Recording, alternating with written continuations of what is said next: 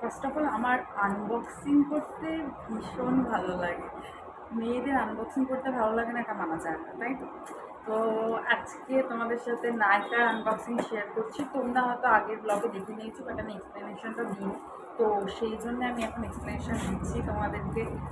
ফার্স্টেই আছে ওশিয়ার একটা jail face wash, ডিটান jail face wash. ঠিক আছে, মানে অসাধারণ। আমি লাস্ট 2 বছর ধরে ইউজ করছি, তাই জন্য আমি আবারও অর্ডার করে দিয়েছি।